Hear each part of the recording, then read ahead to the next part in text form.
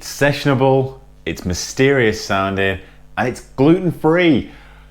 Today, we're drinking Saucery.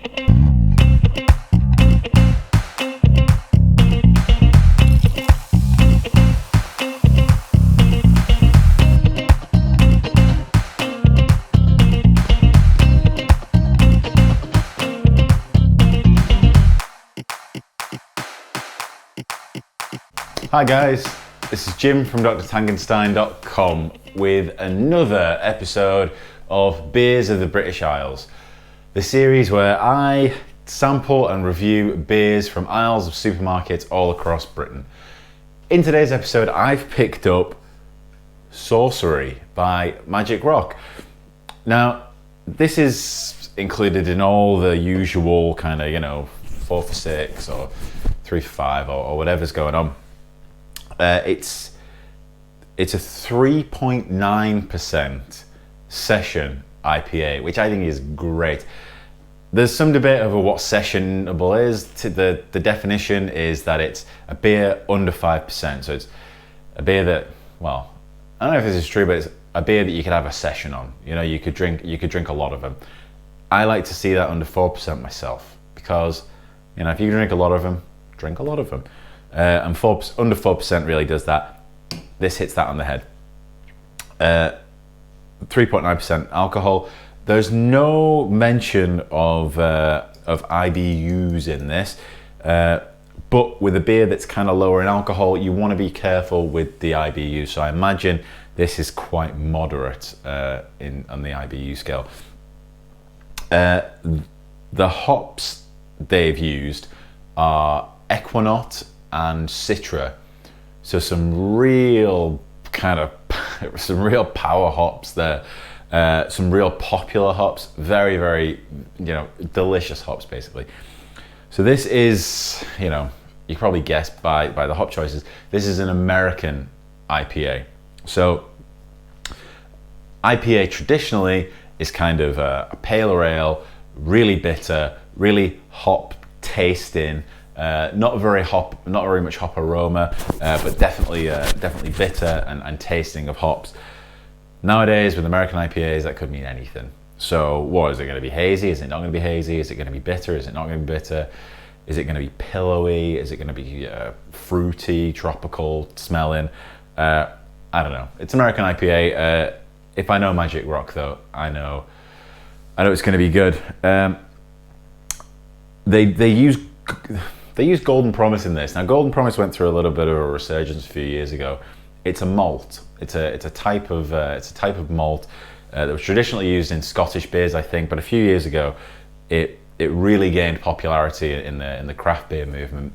I think because it gives you like a real kind of sweet, sort of a sweet malty character without giving too much color.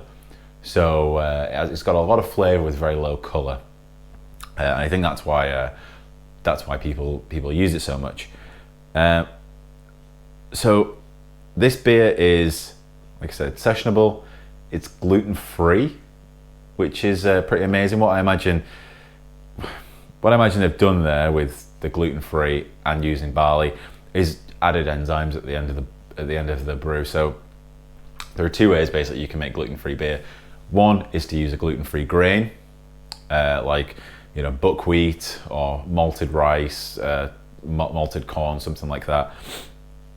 Another way is to just use barley, like they've done. Golden Promise's barley has gluten in it, but if you throw some enzymes in at the end, brewer's claret, I believe they call it, throw some of that in at the end of the brew day, and that kind of digests all the gluten down for you so much that a celiac could drink it. Magic Rock have real big shoes to fill in this gluten-free market. They have a beer on the market that is, in my opinion, the best gluten-free beer ever. I won't be comparing Saucery to that, but let's just have a sneak peek and see how it does compare.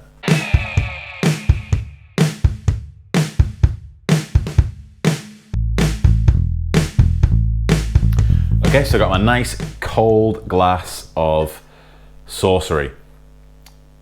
Now, my initial thoughts are it's just ever so slightly hazy.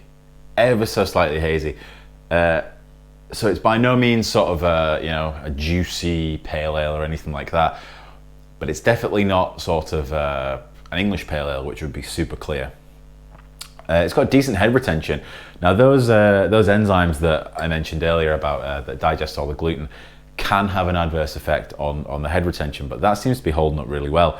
And that's the advantage of using a barley base, or I guess a grain base really, is that you get all the protein from the grain, which contributes to the head retention. So it looks kind of sparkling, but you don't really care what it looks like, do you? Let's see what it smells like. Okay, so that's a nice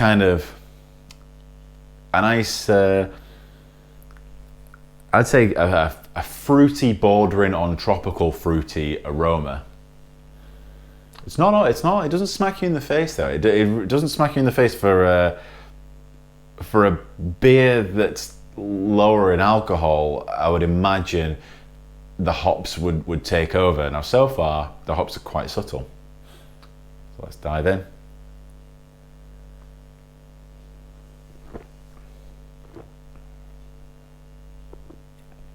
Okay, yeah, there they are. There they are. So initially the body's quite thin, but that's okay. Lower alcohol beer means they've used less grain, which means you just don't get the body that you do with a higher alcohol beer. The hop flavor smacks you straight away.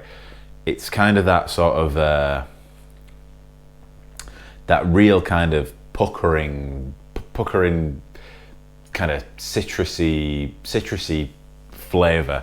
It just completely coats your tongue. It takes over. I'm just gonna.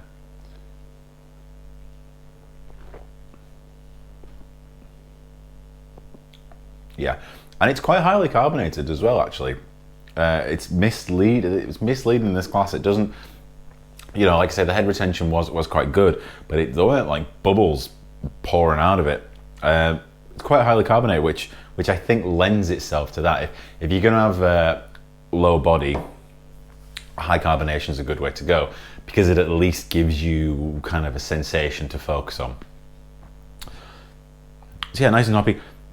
Not a hell of a lot of malt backbone, if I'm honest. It's definitely there.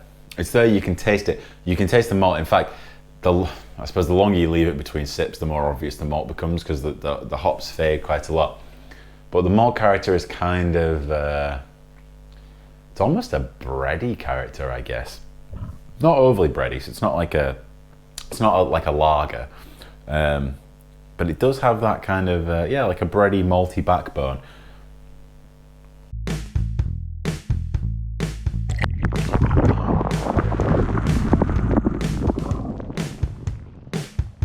Now the brewery that makes this beer has a special place in my heart. They are by far the biggest brewery in Huddersfield. They're kind of the breakout star of Huddersfield, which is where I spent, I did my undergrad, I did my PhD there, so I spent a lot of time in Huddersfield. This was founded in 2011, but I don't think I heard about Magic Rock until about 2015. They have a really awesome tap room that you can go to. It's a stone's throw from the train station. You can definitely walk over there. If you're in the area, if you're on the Ale Trail or something like that across Yorkshire, just pop off at Huddersfield, nip over to Magic Rock. Definitely have a look what they got going on there. It's a really awesome place. They have events there all the time as well. And I guess unsurprisingly, they host Sesh Fest. Session IPA.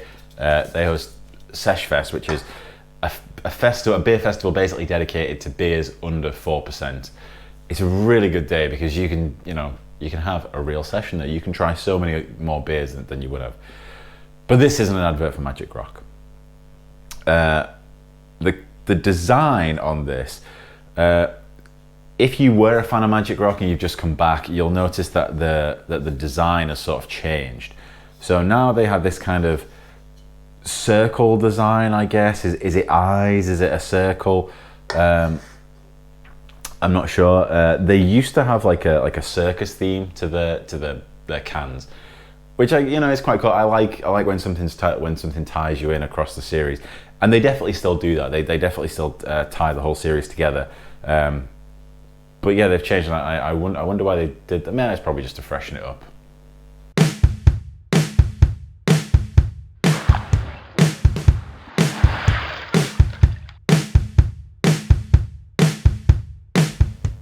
Okay, let's summarize this thing.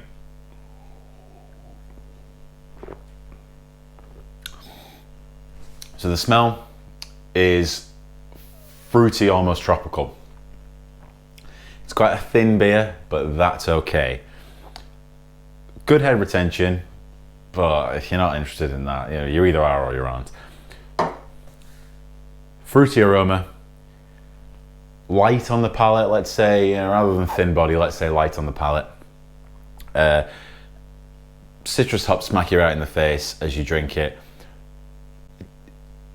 If I was to be critical, I would say it's a bit of a one-dimensional hop character. It's kind of just one flavor over and over again, but it's a good flavor, so that's fine. After a while, the bready sweet malt starts to take over, but that's always going to happen with any beer, really. This beer is just a bit more, that's kind of what I'm noticing. The color's nice as well. I mean, there are not really many faults to this beer. It's a 3.9% session beer, and it's gluten-free. This beer's for everyone, basically. Now, I don't like to rate beers, give them a numerical value, but what I will say is, if this beer were a song, it would be Dance Monkey by Tones and I, which I'll get some stick for. The reason being, I like it, it's good, it's fun, it's for everyone. I could drink it over and over again, but eventually I'm going to get bored of it. So that being said, this beer is for everyone. I think you should get down to your supermarket, the bottle shop, maybe even head down to Magic Rock and get yourself one of these in person. Get yourself a Saucery, tell me what you think. If you like this beer, take the can down to your local independent craft bottle shop, tell them that you like it, tell them you want something similar, and they'll find you something that will knock your socks off, I'm sure. Until then, cheers.